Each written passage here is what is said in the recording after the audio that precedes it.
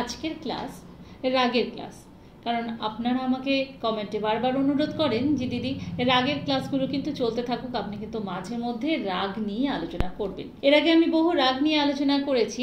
আজকের রাগ খুবই সুন্দর একটি রাগ। আজ আমরা আলোচনা করব রাগ মালকোষ নিয়ে।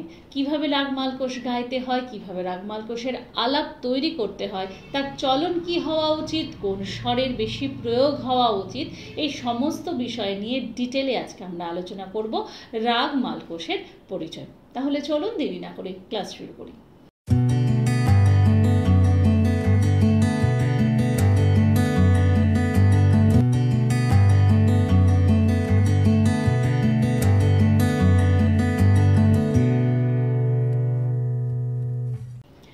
নমস্কার, আমি বাবলি বিশ্বাস আর আপনাদের স্বাগত আমার চ্যানেলে। ক্লাস শুরু করার আগে বলি, যারা আমার অনলাইন রিহার্সেশন ক্লাসের সাথে যুক্ত হতে চান তারা স্ক্রিনে দেওয়া নম্বরে হোয়াটসঅ্যাপ SMS করে নিজেদের নাম, বয়স এবং স্কেল জানিয়ে ক্লাসে অন্তর্ভুক্ত হতে পারেন। এছাড়া যদি ক্লাসের ডিটেলস জানতে চান তাহলে নির্দিষ্ট দেওয়া সময়ের মধ্যে ফোন করে ক্লাসের ডিটেলস সম্পর্কে জেনে নিতে পারেন। আর এখন পৃথিবীর যে কোনো প্রান্ত থেকে আপনারা এই অনলাইন রিহার্সেশন ক্লাস এবং আধুনিক গানের ক্লাস জয়েন করতে পারেন। প্রথমেই কোনো রাগ নিয়ে আলোচনা করলে তার পরিচয় অবশ্যই জানা উচিত। তাই আজকে রাগ মালকোষের চলুন পরিচয়টা সবার আগে জানি। রাগ মালকোষ ঠাট হচ্ছে রাগ ভৈরবী, তবে এক্ষেত্রে দ্বিমত রয়েছে। তবে কি দ্বিমত রয়েছে সেটা একটু পরে আলোচনা করছি। আগে বাকি পরিচয়গুলো চলুন সেরে নিই। যেহেতু রাগ ভৈরবে 5টি করে স্বর লাগে আরোহ এবং অবরোহতে, তাই এর জাতি ঔরব ঔরব এবং বাদী হচ্ছে মা এবং সম্বাদী হচ্ছে সা। ন্যাস্বর হিসাবে কোমল গা, মা এবং ধা। ন্যাস্বরের প্রয়োগ, বাদী সম্বাদীর প্রয়োগ আলাপের ক্ষেত্রে ভীষণ গুরুত্বপূর্ণ। এটার আগে আমি রাগ ভৈরবের ভিডিওতে ডিটেলে বলেছি। আপনারা যদি রাগ ভৈরবের সিরিজটা দেখে না থাকেন তাহলে অবশ্যই আই বাটনে তার লিঙ্ক পেয়ে যাবেন। অবশ্যই কিন্তু আপনারা এই ভিডিওটা দেখার পর রাগ ভৈরবের প্লেলিস্টটা একবার চেক করে নেবেন। তবুও যারা আজকে নতুন, যারা আজকে আমার এই চ্যানেলটি প্রথম দেখছেন এবং যারা জানেন না যে আলাপ তৈরির ক্ষেত্রে বা রাগের চলন ফুটিয়ে তোলার ক্ষেত্রে বাদী সম্বাদী এবং ন্যাস্বরের প্রয়োগ কীরকমভাবে হয়, তাদের ক্ষেত্রে এই ক্লাসটা কিন্তু অবশ্যই অনেক কিছু শেখার আছে। তাই আমি বলবো যে ভিডিওটা কোনো পোর্শন স্কিপ না করে প্রত্যেকটা কথা মন দিয়ে শুনুন। তাহলে আমি বলে দিয়েছি যে বাদী সম্বাদী এবং ন্যাস্বরের কথা। এবার আসছে প্রকৃতি। রাগ মালকোষের প্রকৃতি কিন্তু শান্ত এবং গম্ভীর। এবার আগে আমি যেটা কথা বললাম যে এর ঠাট নিয়ে দ্বিমত রয়েছে। যেহেতু রাগ ভৈরবীর আরোহ হচ্ছে সা গা মা ধা নি সা, অর্থাৎ সা গা মা ধা নি, এখানে রে এবং পা বর্জিত। রাগ মালকোষে রে এবং পা ব্যবহার হয় না। কিন্তু যেহেতু ঠাট ভৈরবীতে রের ব্যবহার রয়েছে এবং এখানে রাগ মালকোষ রে সম্পূর্ণ বর্জিত, তাই অনেকে এই ঠাটটিকে আশাবরী রাগের অন্তর্গত বলেও উল্লেখ করেন। তাই এক্ষেত্রে এই দ্বিমত রয়েছে যে হতে পারে এই রাগটি কখনো রাগ ভৈরবীর ঠাটের অন্তর্গত কেউ কেউ মনে করেন বা কেউ কেউ রাগ আশাবরী ঠাটের অন্তর্গত মনে করেন। কি করে রাগ মালকোষে আমরা আরোহ এবং অবরোহ গাই। তো এক্ষেত্রে আরোহ হচ্ছে সা গা মা ধা নি সা, সা নি ধা মা গা সা। এক্ষেত্রে একটি প্রসঙ্গ উল্লেখ করতেই হয়, যেহেতু যে কোনো রাগের যেখানে 5টি স্বর ব্যবহৃত হয় সেখানে সব স্বরকেই মোটামুটি প্রাধান্য দিয়েই গাইতে হয়। এখানে কোনো স্বরের একদম প্রাধান্য কম বা বেশি সেটা না করে মোটামুটি প্রাধান্যটা সব স্বরের ওপরই থাকে। কারণ একেতে তো মা এবং সা হচ্ছে বাদী সম্বাদী। ন্যাস্বর হিসাবে এবার আপনি পাচ্ছেন কোমল গা, মা এবং ধা। সুতরাং বিশেষ আর কোনো স্বরই বাদ থাকে না যেখানে সেই স্বরটাকে বলা যেতে পারে যে অল্প স্থায়ী করে গাওয়া যায়। তো সেটা কখনোই হতে পারে না। তাই যে ক্ষেত্রে যে রাগের ক্ষেত্রে 5টি স্বর ব্যবহৃত হয় সেক্ষেত্রে মোটামুটি সব স্বরগুলি সমানভাবেই প্রাধান্য পায়, অর্থাৎ সব স্বরেরই গুরুত্ব সমানভাবেই থাকে। এবার একটু আগে যেটা বলছিলাম যে ন্যাস্বরের প্রয়োগ কেন কিভাবে হয় এবং বাদী সম্বাদীর প্রয়োগ আমরা কিভাবে করব। তো বাদী সম্বাদী এবং ন্যাস্বর এগুলিকে বলা যেতে পারে যে আপনি এই সমস্ত স্বরের ওপর দাঁড়াতে পারেন, অর্থাৎ এই স্বরের প্রয়োগটা আপনি একটু বেশি করতে পারেন। আলাপ গাইতে গিয়ে যখন এই স্বরগুলি আসবে তখন এই স্বরের ওপর আপনি বেশিক্ষণ দাঁড়াতে পারেন। কিন্তু এর সাথে সাথে এটাই বললাম, যেহেতু রাগ মালকোষ 5টি স্বরের ওপর, তাই এক্ষেত্রে প্রায় বেশিরভাগ স্বরের ক্ষেত্রেই আপনি এর প্রয়োগ বা এর ব্যবহার সমানভাবে করতে পারেন। তাহলে চলুন আর একবার এর গায়কিটা বুঝে নিই আরোহ অবরোহ দিয়ে। সা গা মা ধা নি সা, সা নি ধা মা গা সা। তাহলে এখানে যেটা সা গা মানে সা মা গা, এখানে গাকে মায়ের যে স্পর্শ স্বর হিসাবে গাকে ব্যবহার করা। সা গা মা ধা নি সা, সা নি ধা মা, এবং ধা থেকে মা মিড় ব্যবহার করা। সা নি ধা মা গা সা। আশা করি কিভাবে আরোহ অবরোহ গাইতে হবে আপনারা বুঝতে পেরেছেন। একটি রাগের আরোহ অবরোহ যেটা আমরা খাতায় দেখতে পাই সেটাকেই গাইলেই যে সেই রাগের প্রকৃতি ফুটে ওঠে এমন কিন্তু নয়। কারণ হিসেব মতো যদি খাতায় যেটা লেখা থাকছে বা নোটেশন আপনি যেটা দেখছেন সেটা হিসেব মতো হলে সা গা মা ধা নি সা, সা নি ধা মা গা সা। কিন্তু এইভাবে রাগ মালকোষের প্রকৃতি কিন্তু কখনোই ফুটে উঠবে না, আপনাকে তার চলনটাকে ধরেই কিন্তু গাইতে হবে। তাই আশা করি আরোহ অবরোহ আপনারা বুঝতে পেরেছেন।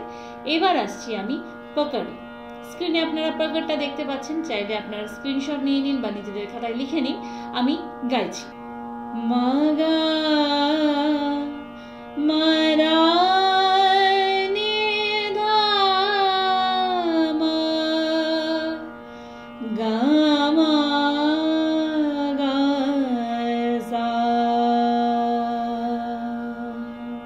এবং এর চলনটা বুঝুন, আমি আরো একবার গাইছি। মা গা মা ধা নি ধা মা, যে নি ধা মা গা মা গা সা। তাহলে এই ছিল এর পকড়। এবার আসি আলাপে। আলাপ গাইবার ক্ষেত্রেও আমরা একই রকম পদ্ধতি অবলম্বন করব, অর্থাৎ যেটা চলনের আগে বললাম। প্রথমে কি রয়েছে, মন্দ্র সপ্তকের ধা নি সা। এবার মন্দ্র সপ্তকের এই ধা নি সাকে গাইতে গিয়ে আমি যখন ধা গাইব তখন আমি সাকে স্পর্শ স্বর হিসেবে ধাতে নিয়ে যাব।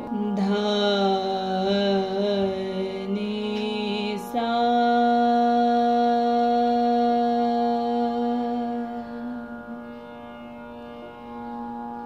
ধা নি সা মা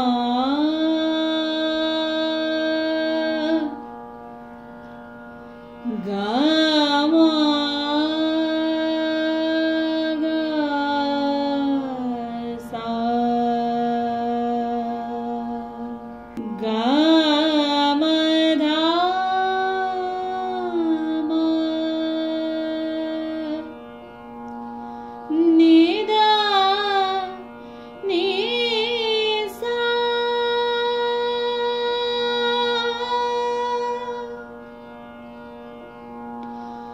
মা ধা নি ধা মা, মা গা মা গা সা। আশা করি কোন স্বর থেকে কোন স্বর মিড়ে যাচ্ছে, কোন স্বরের স্পর্শ স্বর ব্যবহার হচ্ছে আপনারা বুঝতে পারছেন। তবুও আরো একবার আমি এক্সপ্লেন করে দিই, যখন আমরা সা মন্দ্র সপ্তকে ধাতে গেলাম তখন ধা মানে সাধা, নি সা মানে দাসানি সা। ওকে, এবার যদি গামা ধা বলি তাহলে গামা ধা মানে গামা ধা মানে মাধা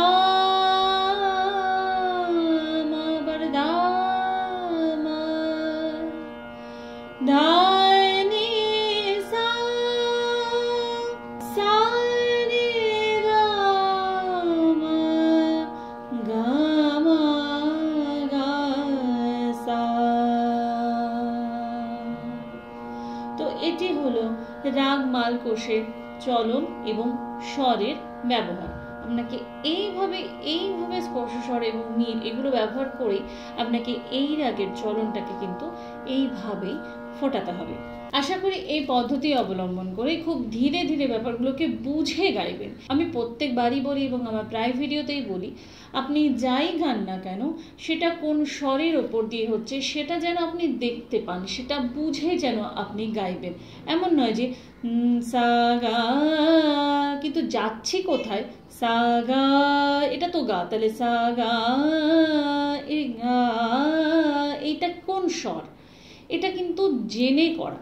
আমি কোন স্বর থেকে কোন স্বরের স্পর্শ স্বর হিসাবে ব্যবহার করছি, মির ব্যবহার করছি, সেটা দেখতে পাওয়া এবং সেটাকে বুঝে গাওয়া। এটাই হচ্ছে হিন্দুস্তানি শাস্ত্রীয় সঙ্গীতের মূল বিষয়, যে সমস্ত কিছুর ভেতরটাকে চিনতে পারা এবং জানতে পারা। তবেই কিন্তু আপনি একটা রাগ থেকে একটা রাগকে আলাদা করতে পারবেন। আশা করি আপনারা বুঝতে পেরেছেন, এবং তারপরেও যদি কোনো অসুবিধা থাকে আপনারা অবশ্যই সেটা কমেন্ট করে আমাকে জানাতে পারেন। আপনি জানেন আপনাদের সমস্ত কমেন্ট আমি নিয়মিত পড়ি, হয়তো সবাইকে রিপ্লাই দিয়ে উঠতে পারি না, কিন্তু আমি নিয়মিত প্রত্যেকের কমেন্ট পড়ি। তাই কোনো রকম অসুবিধা যদি হয় তাহলে আমি পরবর্তী ভিডিওতে অবশ্যই সেই বিষয় নিয়ে আলোচনা করব। তাহলে এই ছিল আজকের ভিডিও, এবং এর পরবর্তী ভিডিও রাগ মালকোষের অবশ্যই বন্দিশ এবং তান নিয়ে থাকবে। অন্য কোন টপিকের উপর আপনার ভিডিও চান এবং এরপরে আপনারা কোন রাগ শিখতে আগ্রহী সেই বিষয়ে কিন্তু অবশ্যই আমাকে কমেন্ট করে জানাবেন। এবং আজকে আমার চ্যানেলে যারা নতুন, যারা এখন আমার চ্যানেলটিকে সাবস্ক্রাইব করেননি, তাদের কাছে রিকোয়েস্ট লাল রঙের সাবস্ক্রাইব বাটনটিকে অন করে দিয়ে অল নোটিফিকেশন সিলেক্ট করবেন। আর যারা আমাকে কমেন্ট করে জানতে চান যে প্লে লিস্ট কোথায় পাবো, তো তাদের জন্য বলি যে আমার এই ভিডিওর নিচে যে অ্যারো চিহ্ন রয়েছে সেটিকে ক্লিক করলে আপনারা ডেসক্রিপশনে যেতে পারবেন এবং তার নিচে সমস্ত প্লে লিস্ট রয়েছে আমার সমস্ত ভিডিওর। আপনারা সেখান থেকে ভিডিওর প্লে লিস্টটা চেক করে নিতে পারবেন। তাহলে এই ছিল আজকের ভিডিও। সবাই ভালো থাকুন, সুস্থ থাকুন এবং সঙ্গীতময় থাকুন। নমস্কার।